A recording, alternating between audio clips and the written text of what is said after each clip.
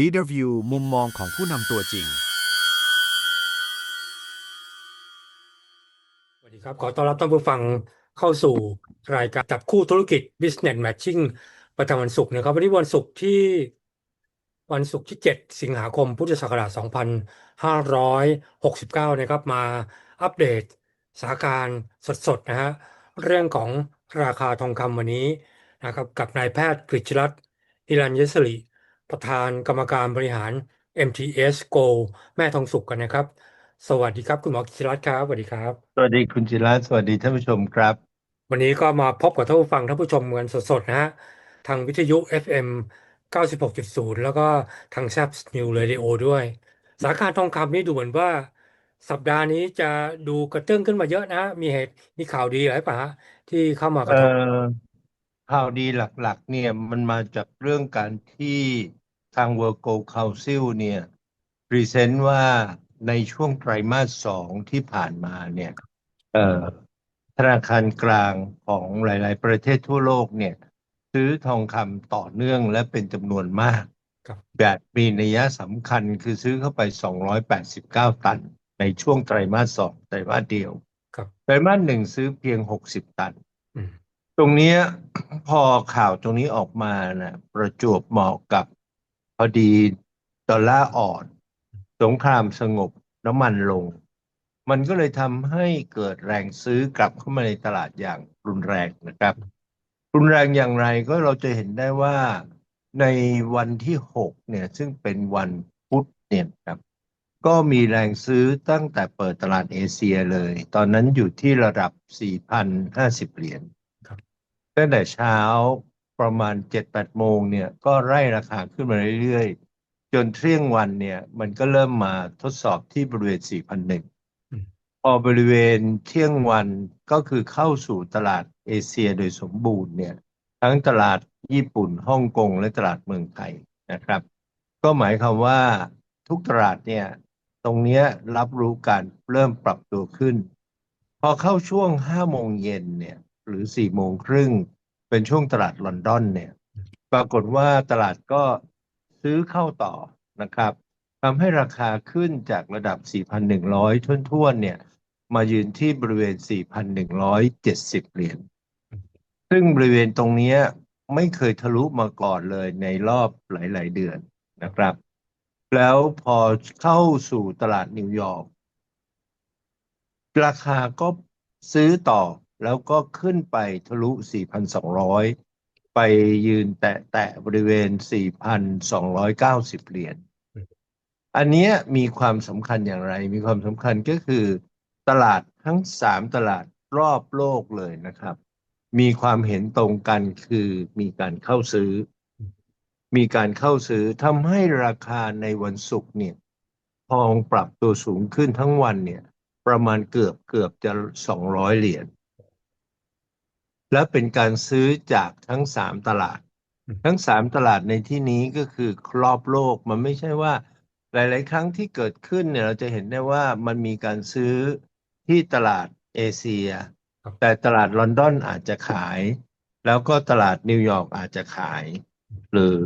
อาจจะเป็นการซื้อแค่2 ตลาดคือเอเชียลอนดอนก็ไม่ซื้อแต่นิวยอร์กมาขายอะไรทำนองนี้แต่งวดนี้ทั้ง3 ตลาดเห็นพ้องต้องกันแล้วเข้าซื้อต่อเนื่องอันที่สองก็คือเรื่องประเด็นของสงครามที่ชัดเจนนะครับอยู่ในระหว่างที่ทรัมป์เองประกาศที่จะไม่ยิงไม่สู้รบแม้จะขู่ในเรื่องของการเจรจาต่างๆก็ตามสิ่งตรงนี้นำมาสู่การที่ปรับลดลงของราคาน้ำมันถ้าท่านผู้ฟังท่านผู้ชมจำได้เนี่ยผมพูดเสมอว่าราคาน้ำมันน่ะเป็นปัจจัยหลักที่จะทำให้ทองคำเนี่ยจะขึ้นหรือจะลงเพราะว่าถ้าน้ำมันเนี่ยมันยังขึ้นสูงและทรงตัวในระดับที่มากกว่า95เหรียญหรือ90เหรียญต่อบาร์เรลเนี่ยนะครับใน Brent Oil เนี่ยแล้วทรงตัวมากกว่า1 เดือนขึ้นไปตรงนี้มันจะไม่ดีต่อทั้งตลาดเศรษฐกิจและตลาดทองคำแต่งวดนี้ปรากฏว่าน้ำมันที่ขึ้นเนี่ยนะครับคุณจิราท่านผู้ชมมันขึ้นมาประมาณ15วันคือขึ้นมาแวบหนึ่งมาแตะที่บริเวณ93เหรียญ แล้วก็ร่วงลงมาอย่างรวดเร็วมาอยู่ที่85แล้วเมื่อวันที่6เนี่ยมันลงมาต่ำกว่า80อีกนะครับนั่นหมายความว่าการขึ้นเนี่ยมันขึ้นไม่มากนักและมาในระยะสั้นแล้วจบดังนั้นตรงนี้มันก็เป็นประเด็นสำคัญอีกอันหนึ่งที่สองที่ตลาดเนี่ยเริ่มมีมุมมองว่าการที่จะปรับดอกเบี้ยของเฟดเนี่ยน่าจะไม่ปรับ อืมก็เลยทำให้มุมมองของเรานักวิเคราะห์ผ่านทางดอทพลอตต่างๆเนี่ยซึ่งแต่เดิมประมาณเดือนที่แล้วเนี่ยนะครับมองว่าโอกาสที่เฟดจะขึ้นดอกเบี้ยในเดือนกันยายนที่จะถึงเนี่ยในคืออีก5 สัปดาห์เนี่ยเฟดจะประชุมประมาณ15-16กันยายนตอนแรกดัดดอทพลอตให้มุมมองไว้ที่ประมาณ67%แต่พอสถานการณ์ที่มันเปลี่ยนไปหยุดลบเนี่ยน้ำหนักที่จะเพิ่มดอกเบี้ยในเดือนกันยายนเนี่ยลดลงมาเหลือ54.5คือเมื่อวานเนี่ยอยู่ที่56แล้ววันนี้ลดลงมาอีกนะครับหมายความว่ามุมมองที่จะเพิ่มดอกเบี้ยมันเริ่มลดความสำคัญลงไปซึ่งอันเนี้ยเป็นประเด็นหลักที่ผมก็วิเคราะห์บอกตลอดว่าผมไม่เชื่อว่าถ้าสงครามมันไม่มีต่ออะเพราะว่าสหรัฐเนี่ยจะลบแรงๆเนี่ยมันไม่ได้อะมันจะลบแรงๆโดยการยกพลขึ้นบกจะลบแรงๆโดยการยิงขีปนาวุธอีกสัก1,000 ลูกเนี่ยมันไม่ได้เพราะว่าตอนนี้มันสภาต่างๆเนี่ยเขาไม่ได้อนุมัติ ครับแต่ตอนนี้ที่ทรัมป์แอบสู้รบเนี่ยคืออ้างว่าเป็นการทำลายหรือตัดศักยภาพของศัตรูที่มาลุกหรือมาจู่โจมช่องแคบฮอร์มุสอืมซึ่งเป็นการทำลายล้างเป็นจุดๆแล้วก็ยิงไม่กี่ลูกไม่กี่10 ลูกอะไรอย่างนั้นนะครับซึ่งตรงเนี้ยมันก็เลยทำให้ตลาดคงตีความชัดเจนอย่างที่เราวิเคราะห์ว่า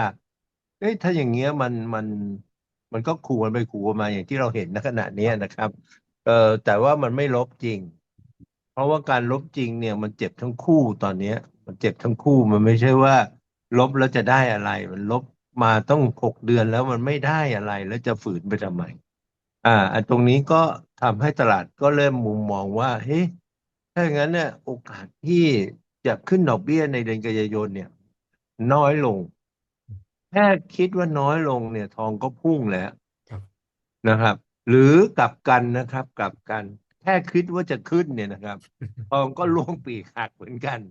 อ่าแต่ถามว่าตรงนี้มีนัยยะสำคัญอย่างไรผมแจ้งท่านผู้ชมท่านผู้ฟังก็คือหนึ่งนัยยะก็คือตลาดทุกตลาดในโลกตอนนี้เห็นพ้องต้องกันว่าทองคำเนี่ยมันเริ่มจะไม่ตกอืมจึงเข้าซื้ออืมนึกออกไหมฮะอืมคนจะเข้าซื้อลงทุนได้เนี่ยก็ต้องคิดว่าเอ๊ะมันคงไม่ตกกว่าไม่ขาดทุนนี้แล้วล่ะ อืมแล้วมันเห็นพ้องต้องกันใน3 ตลาดใหญ่ในระดับโลกนะอืมคือตลาดโตคอมในญี่ปุ่นอืมตลาดลอนดอนที่ยุโรปและตลาดโคเมกที่อเมริกาซึ่งธรรมดา3 ตลาดเนี้ยมันจะเห็นไม่ค่อยตรงกันอ่ะอืมมันคนหนึ่งซื้อคนหนึ่งขายคนหนึ่งไม่ซื้อคนหนึ่งขายคนหนึ่งซื้อมาซื้อนิวยอร์กซื้อไอเอเชียขายอะไรอย่างเงี้ยมันส่ครับวนใหญ่มันก็จะผัดกันแต่วันศุกร์วันพุธที่ผ่านมาวันที่6 สิงหาเนี่ย ทุกคนพูดง่ายๆว่ามีความเห็นตรงกันว่าควรจะซื้อละแล้วก็พอดีตัวเลขเราโชว์ตัวเลขให้ดูว่าธนาคารกลาง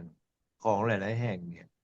โดย report โดย WGC คือ World Gold Council เนี่ยเขาบอกว่าเอ้ยมันเข้าซื้อเยอะเว้ยอืมเยอะมากแบบนี้นัยยะสำคัญจากไตรมาส 160 ตันเนี่ยไตรมาส 2พุ่งมาถึง289 ตัน อืมดังนั้นตรงเนี้ยกองทุนต่างๆก็ตื่นตระหนกอะครับพอออกตรงนี้ออกมาปุ๊บเมื่อวันพุธก็ซื้อกันแหลกเลยวันพฤหัสเนี่ยทำให้ทองของตลาดโลกที่มีหน่วยเป็นดอลลาร์ต่อออนซ์อันเนี้ยนะครับเห็นไหมครับแท่งแรกซื้อ57 ตันคือ Q1 ครับ Q2ซื้อ289 ตันท่านดูดิมันเพิ่มมาประมาณ4-5 เท่าซึ่งมันมีนัยยะมากมีนัยยะมากเพราะว่าอะไร แสดงว่าหลายๆคนก็มองว่าหนึ่งเบื่อเบื่อเรื่องเรื่องสงครามครับและเบื่อพันธบัตรสหรัฐอเมริกา แล้วก็เข้าซื้อทองคำมากขึ้นจากธนาคารกลางนะซึ่งท่านต้องเข้าใจนะว่าธนาคารกลางเนี่ยมันไม่ใช่นักเก็งกำไรครับมันเป็นนักลงทุนระยะยาวอืมธนาคารกลางเห็นไหมครับปรากฏว่าโปแลนด์กลับซื้อมากกว่าจีนอีกอืมนะฮะซื้อมากกว่าขนาดเป็นประเทศเล็กนิดเดียวนะอ่านะฮะแต่ว่าจีนเนี่ยก็เป็นการซื้อต่อเนื่องมาโดยตลอดนะครับ ดังนั้นอย่างพวกฝั่งขายเนี่ยเขาไม่ได้ขายเพื่อทิ้งผมบอกหลายทีแล้วเขาขายเพราะเขาขาดเงินหมุนเวียนต่างหากนั่นแสดงว่าทองคำเนี่ยมันมีประสิทธิภาพของความเป็นสภาพคล่อง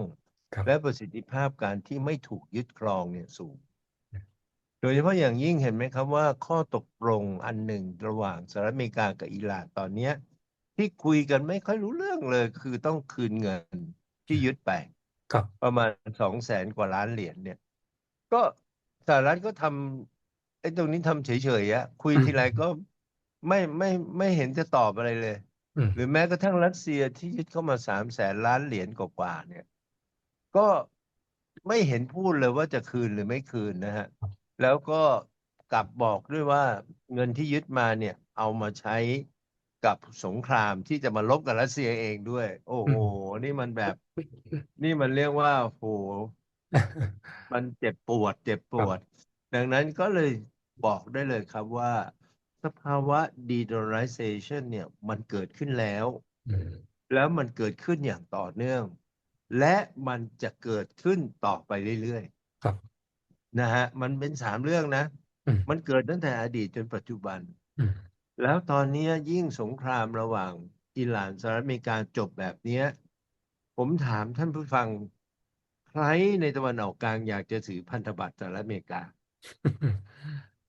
มันจะเสียวไหมล่ะอ่าจะเสียวไหมล่ะถ้าคุณอยู่ๆเนี่ยคุณบอกว่าเอ้าไม่ให้ตั้งฐานทัพครับแล้วไล่เขาออกเกิดเขาโมโหขึ้นมาเขายึดเงินคุณเฉยๆเนี่ยอืมตายเลยนะฮะสหรัฐทางซาอุทางอะไรเนี่ย ตอนนี้มันมีประเด็นเยอะตะวันออกกลางเนี่ยผมบอกได้เลยว่าเขาทุกคนน่ะอยากจะลดการถือครองหรือพูดง่ายๆว่าไอ้ที่ถือแล้วก็ถือไปแต่ของใหม่จะไม่ซื้ออะครับนะฮะเพราะว่าของใหม่ก็ก็กำลังจะมานะเพราะว่าอะไรเพราะว่าหนี้สาธารณะสูงมากครับตอนนี้มันมาแตะ40 ล้านแล้วทุกๆ4 เดือนเนี่ยดอกเบี้ยมันจะขึ้นมาประมาณ300,000 ล้านเหรียญโอ้โห3 เดือน 4 เดือน มหาศาลฉะนั้นตอนนี้มันอยู่ในสภาวะที่ต้องบอกว่าสงครามเมื่อมันไม่ได้สร้างรายได้ให้กับสหรัฐอเมริกามันต้องหยุดเดิมทีเนี่ยเขาไปยึดเวเนครับซุเอลาเนี่ยเขาสร้างรายได้เขาไปเอาทรัพย์สินของประเทศอื่นยึดเข้ามาอืหรือมไปบีบบังคับว่าต้องขายเขาในราคาถูกมันก็คุ้มนี่ อืมแต่พอเขาโจมตีอิหร่านกะจะไปยึดบ่อน้ำมันเนี่ยนะนึกว่ามันหมูแบบเวเนซุเอลานะเพราะว่าเวเนนี่ยึดภายใน2 วันจบเลยครับไอ้นี่เขาก็เลยประกาศว่าเดือนเดียวฉันจบเลยสงครามนี้ปรากฏว่าล่อหกเดือนกันมา7 เดือน อืม เพราะฉะนั้นตรงเนี้ยไม่คุ้มไม่คุ้มยังไม่พอเจ๊งอีกแล้วเจ๊งยังไม่พอสภากลางสภาสูงตัวนี้ไม่ให้เลยไม่ผ่าน ประเด็นตรงนี้ครับสำคัญในระดับเศรษฐกิจโลกและสำคัญในทิศทางการลงทุนโดยเฉพาะทองคำโดยเฉพาะทองคำเพราะว่าครับถ้าหนี้สินสูงเนี่ยการจะขึ้นดอกเบี้ยเนี่ยมันต้องคิดยากหนักนะครับเพิ่มภาเพราะระตัวเองคนที่เป็นหนี้เองจะขึ้นดอกเบี้ยเนี่ยก็อืมคือตัวเองก็ต้องจ่ายเยอะ อืมมันมันก็คิดแล้วหยิกเล็บเจ็บเนื้อเขาบอกงั้นนะฮะดังนั้นถ้าไม่จำเป็นหรือไม่บีบบังคับจริงๆอ่ะเขาไม่ขึ้นหรอกครับครับเพียงแต่ว่าทางด้านเควินวอชเนี่ยก็ฮึมแบบทำอ่ะผมว่าขู่ไปงั้นอ่ะขู่เพราะว่ามันต้องทำให้เหมือนนี่เพราะว่าเพื่อให้ตลาดการเงินเชื่อถือเขาครับนะฮะอันเนี้ยก็คือสิ่งที่เกิดขึ้นณขณะนี้ครับคราวนี้การที่ขึ้นแบบเนี้ยนะฮะที่ผ่านมาบางช่วงก็ทองก็ฟื้นแบบนี้เหมือนกันอาจจะไม่มากเท่านี้ก็ตามแต่ว่ามันก็มีความไม่แน่นอนอยู่เดี๋ยวก็ลบกันอีกเดี๋ยวน้ำมันก็พุ่งไปอีกเนี่ย คราวนี้มันจะชัวร์แค่ไหนครับว่ามันจะอ่พ้นตรงหนามาไปแล้วคำถามนี้วิเศษมากก็ครับคือว่าตอนเนี้ยมันยังเหลือไม้สุดท้ายที่จะต้องกังวลก็คือการประชุมของเฟดอืในมเดือนกันยายนครับว่าจะมีทิศทางขึ้นหรือลดอย่างที่เมื่อกี้ผมพูดแล้วครับน้ำหนักเดิมทีให้น้ำหนัก67%ว่าจะขึ้นนะครับ67นะเมื่ออาทิตย์ที่แล้วอืม2 วันก่อนลดลงมา57อืมตอนนี้ลดลงมาเหลือ54กว่า อันนี้หมายความว่าเทรนด์ในช่วงสั้นเนี่ยดูแล้วมันลงมาเรื่อยๆละครับ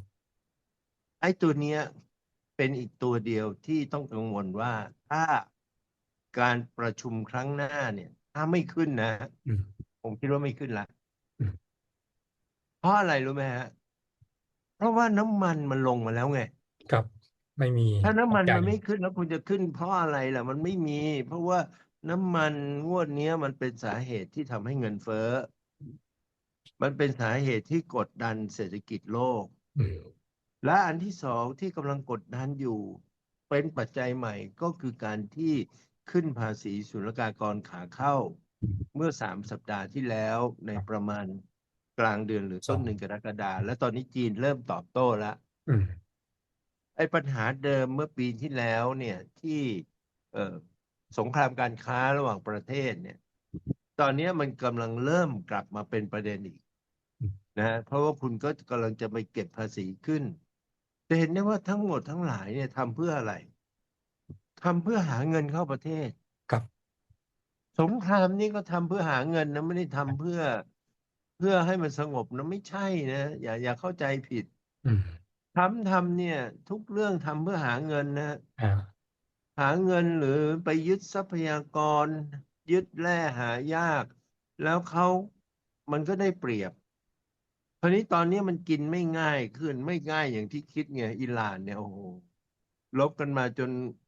หัวปักหัวปั๊มแล้วชักแย่แล้วไม่ไหวแล้วทุกคนก็เตือนบอกว่าเฮ้ยลบต่อคงไม่ไหวแล้วล่ะไม่คุ้มแล้วล่ะอันนี้ทำก็ต้องฟังนะไม่มันฝืนมาเยอะแล้วล่ะอืมนะคราวนี้ตรงเนี้ยคือเป็นประเด็นเดียวที่ต้องวอรี่ฉะอืมนั้นสรุปก็คือในช่วงอีก4 ถึง 5 สัปดาห์เนี่ย ถ้าไม่มีประเด็นเรื่องของน้ำมันพุ่งขึ้นไปนะคือสงครามลดแล้วน้ำมันพุ่งขึ้นไปเหนือ95 เหรียญเนี่ยต่อบาร์เรลในเบรนท์ผมบอกได้เลยว่าทองไม่มีทางตกอืมมีเงื่อนไขนี้อ่านะอ่าถ้าไม่ได้พุ่งขึ้นไปทองไม่มีทางตกและสุดท้ายถ้าการประชุมของเฟด16นี้ไม่ขึ้นดอกเบี้ยแสดงว่าทองจะจบไซเคิลขาลงแบบสมบูรณ์แน่อืๆเพียงแต่มว่าตอนนี้ถ้าวิเคราะห์ทางด้านเทคนิคตามที่คุณจิระถามอันนี้น่าสนใจครับเราดูกราฟที่เราทำเต็มไว้ให้อ่าอ่านะฮะ นักวิเคราะห์ทางกราฟก็จะรู้ว่าทางด้าน Technical Analysis เนี่ยมันบอกอะไรกับเราได้ มันบอกว่าทองคำกำลัง bottom out อือันนี้มเป็นเป็น monthly chart มันยาวไปหน่อย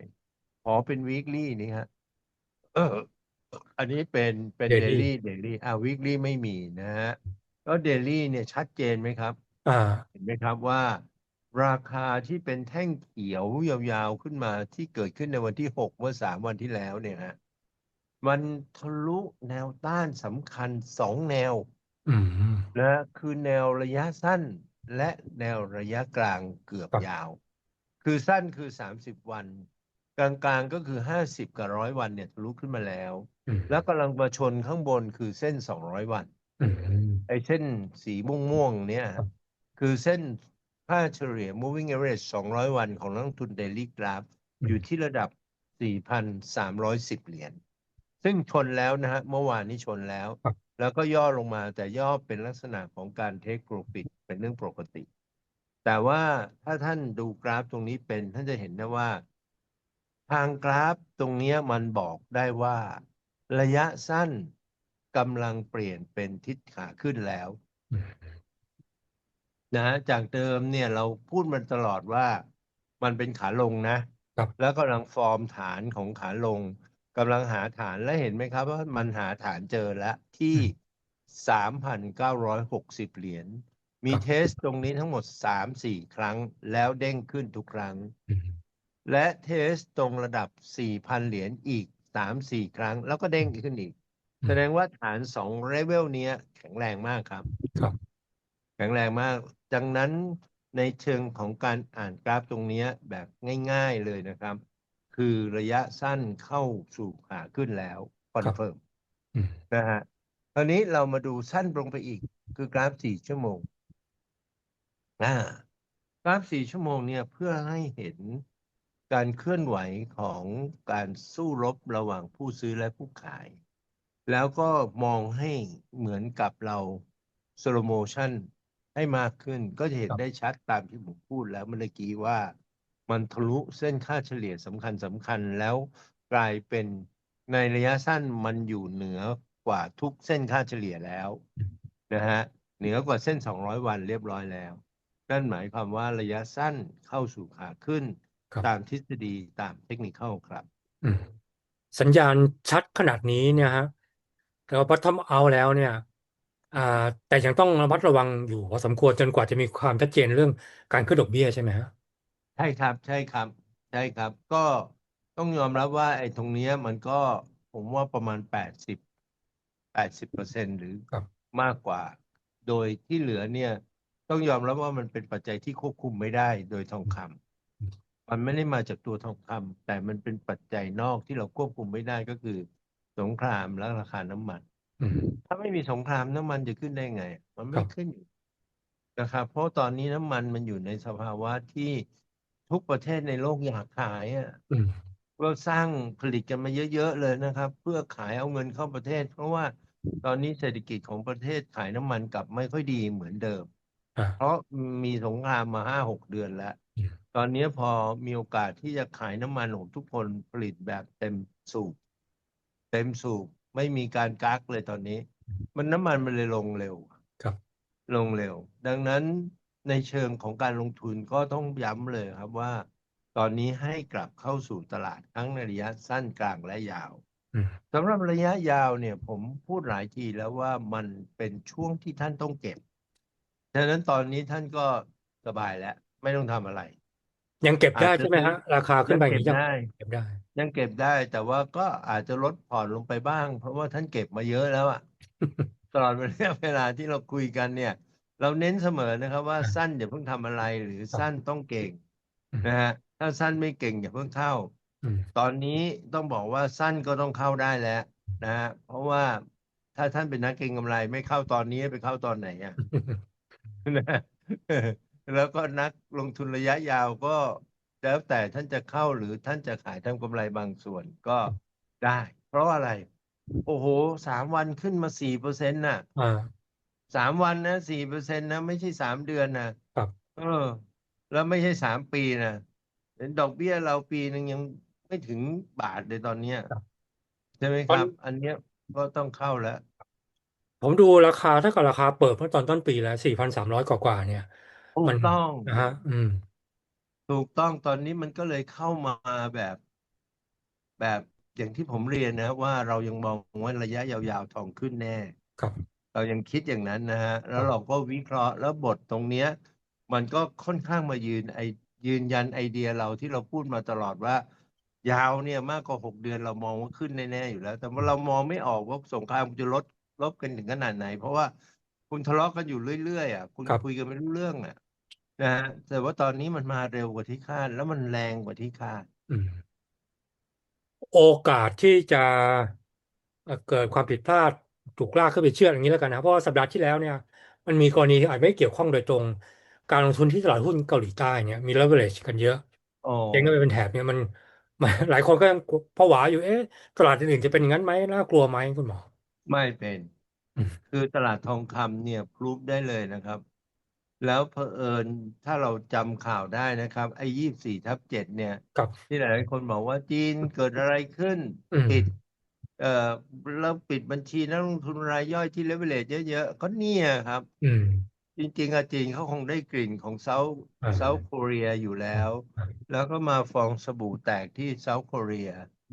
แล้วทองคำเนี่ยมันยันมาตรงนี้6 เดือนเนี่ยครับผมบอกได้เลยว่ามันพรูฟตัวเองว่ามันไม่ใช่ฟองสบู่ อืม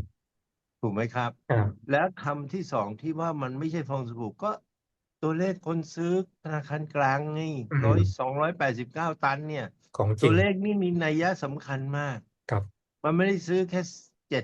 70-80 ตันนะอืมฉะนั้นตรงเนี้ยมันหลอกกันไม่ได้อืมมันจะบอกว่าหลอกไปเชื่อมัน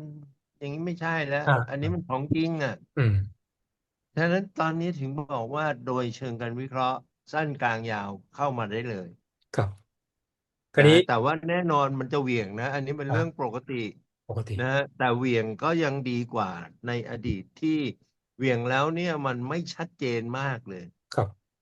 สัญญาณชัดเจน bottom out นะฮะชัดเจนครับ ก็รออีกสัญญาณเดียวเรื่องลดดอกเบี้ยเรื่องไม่ขึ้นดอกเบี้ยเดือนกันยายนนี้นะแต่ว่า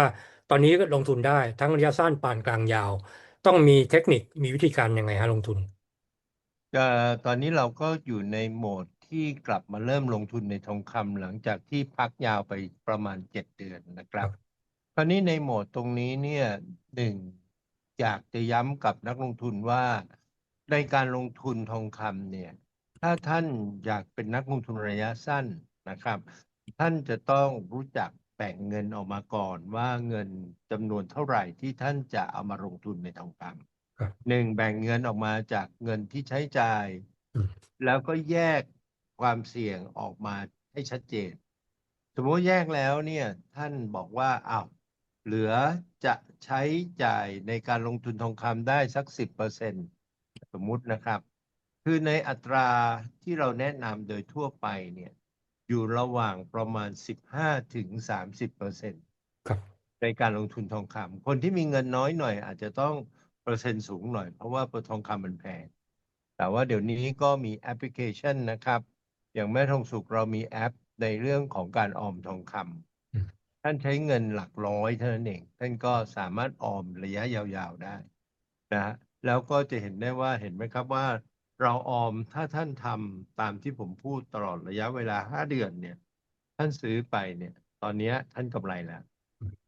กำไรแล้วท่านครับซื้อเดือนวันหนึ่งสมมติว่าวันละ100 บาทหรือ200 บาทท่านฝากเงินไปเรื่อยๆอย่างเงี้ยความเสี่ยงต่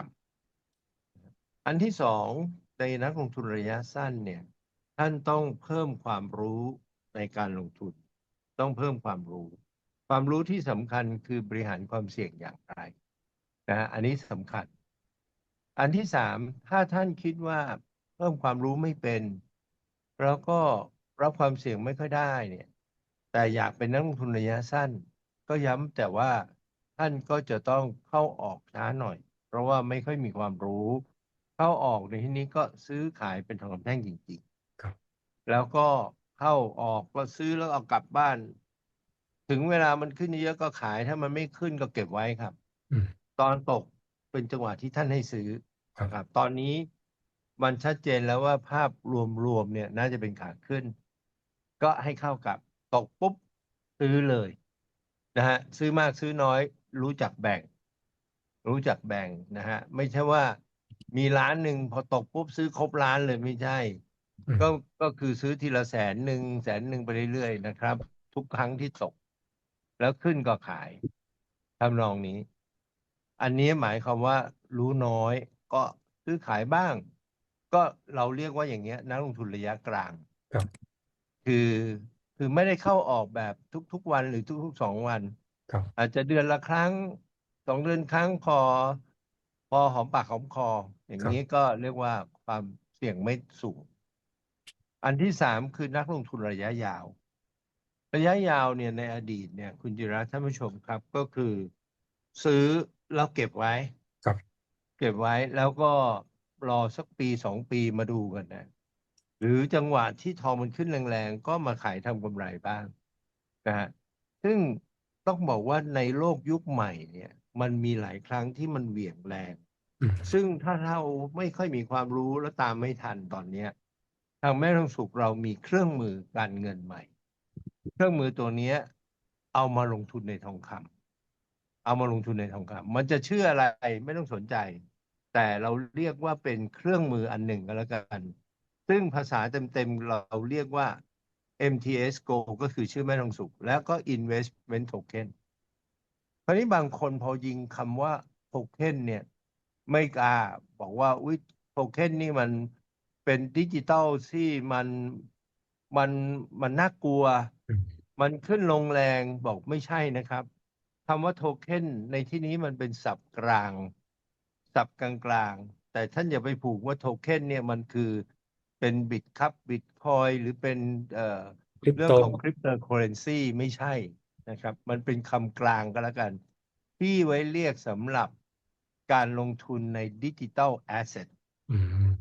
นะต้องเข้าใจตรงนี้ก่อนนะฮะเพราะว่าบางทีผมไปคุยกับเพื่อนบอกซื้อเป็น อืม investment token อืมได้ผลตอบแทนแน่นอนระยะยาวเป็นทองค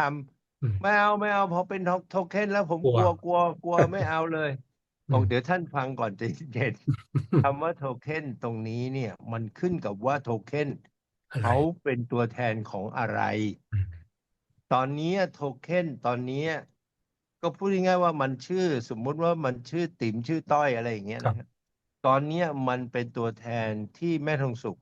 เอามาเป็นตัวแทนสำหรับทองคำในการลงทุนทองคอืมำนะฮะโทเค็นเนี่ยมันเป็นคำกลางนะฮะครับย้ำเลยนะฮะแล้วก็มันอาจจะเป็นแทนด้วย US ดอลลาร์ก็ได้มันอาจจะเป็นแทนด้วยยูทิลิตี้เป็นพวกหนังอะไรก็ได้นะฮะ ครับแต่ว่าตอนนี้โทเค็นของแม่ทองสุข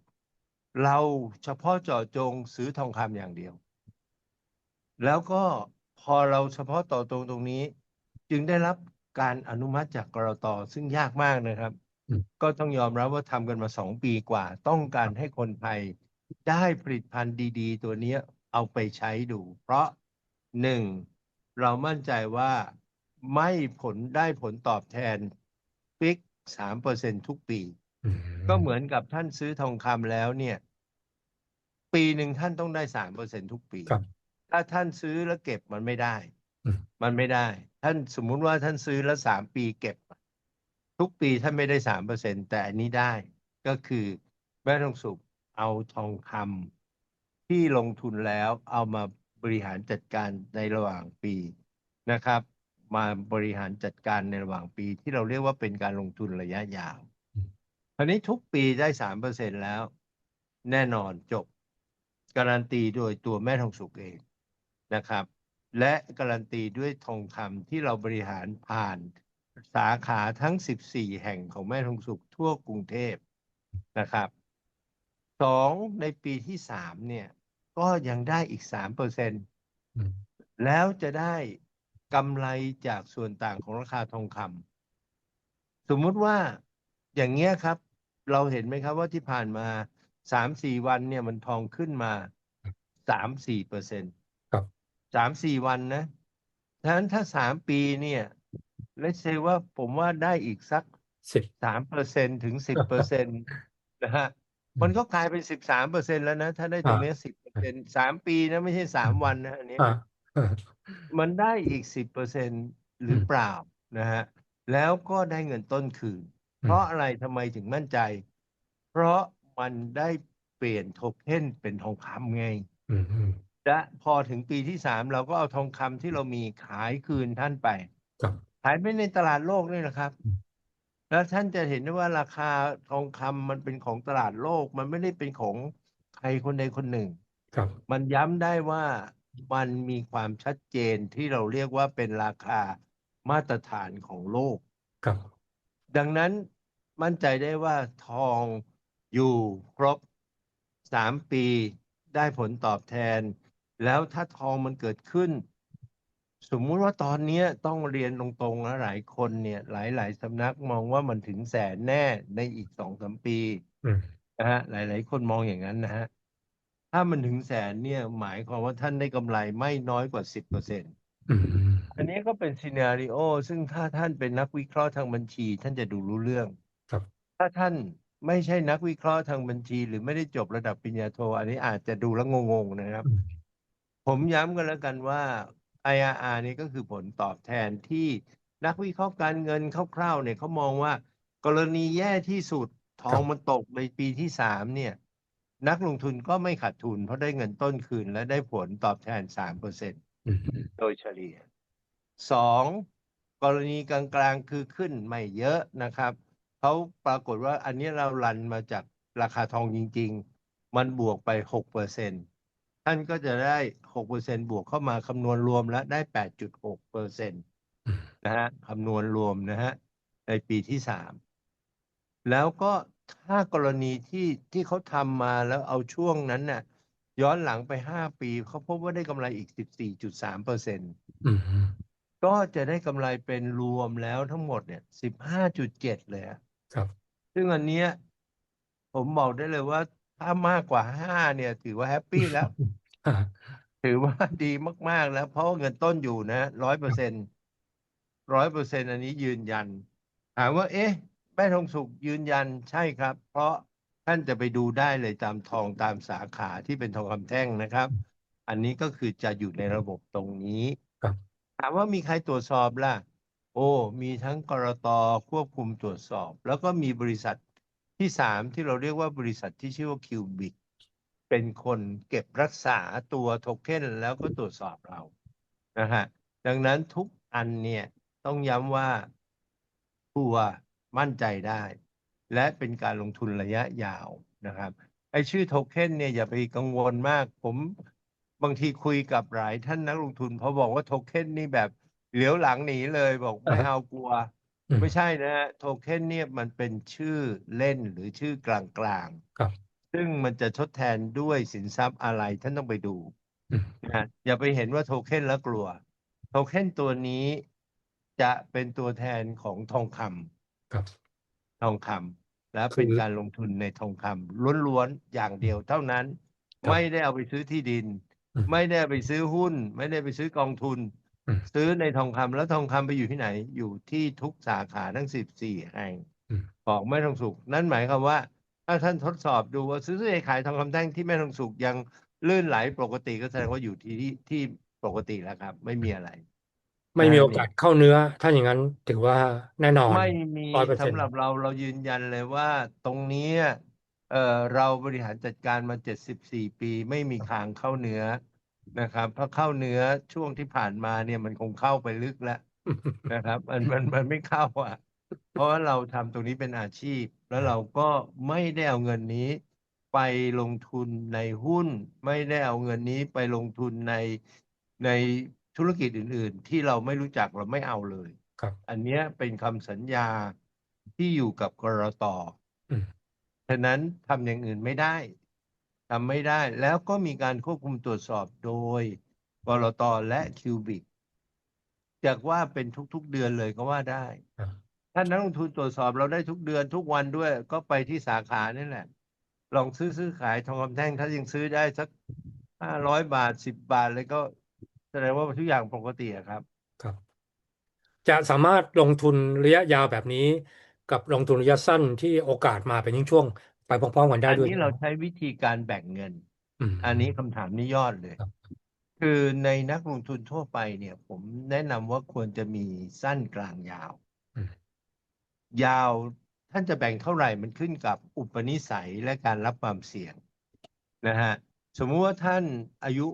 ปานกลางแล้วกันนะครับส่วนใหญ่คนลงทุนในทองคำเนี่ยจะอายุมากกว่า40ส่วนใหญ่นะก็ต้องมีความเสี่ยงน้อยหน่อยความเสี่ยงน้อยหน่อยแล้วก็ถ้ามีความเสี่ยงน้อยพอร์ตท่านจะต้องอยู่ในระยะยาวเยอะหน่อย เช่นยาวสัก50กลางสัก30สั้นเหลือสัก20ทำนองนี้แต่ครับสัดส่วนเท่าไหร่เนี่ยมันขึ้นกับนิสัยการลงทุนและความรู้ในการลงทุนแต่ความเสี่ยงน้อยก็คือต้องลงทุนระยะยาวอ่านะฮะความเสี่ยงเยอะก็คือลงทุนระยะสั้นอืมนะฮะไม่อยากมีความเสี่ยงเลยก็ยาวอย่างเดียวได้คนะฮะรับก็แล้วแต่เราแบ่งซึ่งอันเนี้ยเป็นผมย้ำอีกทีว่ามันเป็นนวัตกรรมทางการเงินที่แม่ลงสุขคิดขึ้นมาแล้วได้รับอนุมัติจากกรตอืมเป็นคนแรกของประเทศไทยครับและมีการระบบบริหารความเสี่ยงแบบ100%อืมถามว่า100%ยังไงเพราะหนึ่งเราระดมทุนมาสมมุติว่าหนึ่ง2,000 ล้านบาทเนี่ยครับเราจะต้องใส่เงินเราเข้าไปอีก500 ล้านบาทนะฮะ อืมอันนี้เป็นสิ่งที่เขากำหนดให้เรามาทำแล้วครับเราก็ทำแล้วด้วยนะครับหมายความว่าเรามีเงินเข้ามาค้ำของตัวเราเองอีก500 ล้านบาทอืมไม่ใช่ว่าไประดมทุนโดย ไม่มีอะไรเลยแล้วก็เปิดหมวกลงทุนไม่ใช่นะครับ ครับอันนี้มั่นใจได้ครับ อันนี้จะต่างกับซื้อกองทุนต่างกับการลงทุนในใช่ พันธบัตรใช่ไหมฮะเพราะว่าการซื้อกองทุนคือไม่มีอะไรค้ำประกันนะครับ ก็คือค้ำประกันด้วย credibility ของบริษัทประกอบการนั้นๆนะครับ แต่ตรงนี้เนี่ยมันเป็นค้ำประกันโดยทองคำมันเป็นทองคำเลย และเป็นตัวทองคำที่เอามาลงทุนแล้วหมุนเวียน อ่านะฮะแล้วเราลงทุนโดยที่ไม่ใช่ว่าเราลงทุนแล้วเอามาเปล่าๆปี้ๆแล้วก็ใช้เงินตรงนั้นเราใช้เงินของตัวเราเองเข้าไป25% ครับ25%สำหรับทองคำต้องบอกว่าโอ้โหเซฟซูเปอร์เลยอืมและในระบบของการบริหารจัดการเนี่ยถึงไม่มี25%เราก็ยืนยันว่าเงินต้นก็อยู่ครบอยู่ดีอืมนะครับอ่าดังนั้นตรงเนี้ยเป็นผลิตภัณฑ์ใหม่ที่ตอนนี้ทั่วโลกกำลังได้รับความนิยมเหมือน AI นะครับเหมือน ครับ AI เลยอืมแต่ว่าบ้านเราเนี่ยยังไม่คุ้นกับตรงนี้มากนักต้องครับยอมรับแล้วก็ยังมีความไม่ถนัดกับดิจิทัลแอสเซทแต่ครับตรงนี้เราเพื่อสร้างความมั่นใจเนี่ยเราก็เลยบอกว่าเราวิลลิ่งเลยเราพร้อมจ่ายเงินตัวเราเองไปอีก500 ล้านอืมแล้วก็เราพร้อมที่จะให้ตรวจสอบได้ทุกเมื่ออืมตรงนี้เราเพื่อให้เป็นโอกาสที่ดีสำหรับการลงทุนระยะยาวสำหรับประชาชนทั้งหมดครับ กับปิดท้ายเออสักสามย้ำเลยว่าปิดเดือนนะขายถึงเดือนนะสิ้นเดือนนี้เท่านั้นนะฮะอ๋อไม่ฮะได้เปิดตลอดนะครับอ่าอ่าอ่าดังนั้นท่านที่สนใจซื้อต้องรีบติดต่อแล้วนะครับมาก่อนได้ก่อนถ้าเต็มก็จะปิดครับกับย้ำอีกทีฮะสัญญาณชัดตอนนี้การลงทุนทำได้ทั้งระยะสั้นระยะยาวปานกลางถูกต้องเป็นทองคำนะฮะ ถูกต้องตอนนี้เริ่มเข้าได้เลยครับครับก็แต่ว่าจะให้ชัดกว่านี้หรือว่าจะให้มันทราบทิศทางแน่นอนก็คือต้องผลการประชุมเฟดเดือนกันยานะฮะถูกต้องแต่ว่าอย่าลืมนะฮะยิ่งชัดมากเท่าไหร่ราคาก็ไปไกลแล้วขนาด3 วันมันขึ้นมาเอ่อ6,400ใช่ครับไหมครับใช่ครับ3 วันขึ้นมา3,000 บาทต่อบาททองคำ อ่าผมเห็นคุณจิระจั่วหัวว่ามันจะถึงเจ็ดเจ็ดหมื่นไหมหมื่นไหมฮะนะฮะก็คือ3 วันที่ผ่านมาครับอืมจาก64,000มา67,000อืมถ้าเจ็ดอีกนิดเดียวหมื่นคือ67,000ฮะไป70,000ก็อีก3,000 บาทนี่เราเหลือเวลา4 เดือนนะอืมผมเชื่อว่าเห็นแน่ถ้าเป็นอืมอย่างนี้นะครับเชื่อว่าอย่างนั้นนะฮะครับอย่างนี้ปลายปีก็จริงๆสำนักวิจัยอาจจะมีการปรับอ่าปเป้าหมายรับแน่ฮะเพิ่มขึ้นปรับแน่เขาจะมีการปรับใหญ่หลังอ่าจากการประชุมเฟด อ๋ออืมแต่ปรับครับมาปรับแน่เพราะว่าอ่าในเชิงของพวกนักการเงินเนี่ยเขาจะปรับกันเป็นช่วงๆกันแล้วกันครับตามตัวเลขหรือเอ่อพวกว่าเหตุการณ์ที่มันรุนแรงเขาก็จะอืมรีบปรับครับนะฮะตอนนี้เห็นไหมครับว่าพอเหตุการณ์มันเริ่มเหมือนกับจะสงบอ่ะเขาก็เริ่มครับมาปรับไปในทิศทางที่เร็วขึ้นเพราะว่าการลงทุนมันไวเป็นวันต่อวันเขาก็จะปครับรับกันเร็วหน่อย อืม อย่างนี้ปลายปีมีโอกาสที่การซื้อขายหรือว่าการลงทุนทองคำอาจจะมาร้อนแรงอีกครั้งหนึ่งได้นะฮะเอ่อจากภาพที่เกิดใน3 วันเนี่ยครับผมเชื่อเหลือเกินนะครับว่าร้อนแรงแน่อืมเชื่อเหลือเกินนะแล้วก็เชื่อเหลือเกินว่าสิ้นปี70,000ก็เห็นแน่เหมือนกัน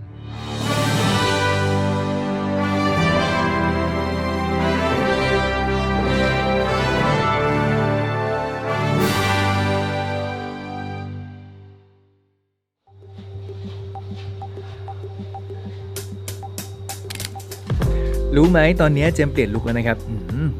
ดีไหมล่ะ เหมือนกับ Nuvo Tape ลุคใหม่แถมยังอัพคุณภาพแบบล้นๆเลย แล้วพบกับ Nuvo ลุคใหม่และเจมได้ที่ 7-Eleven ทุกสาขาห้างสรรพสินค้า และร้านค้าชั้นนำทั่วประเทศ Nuvo เลิฟเลย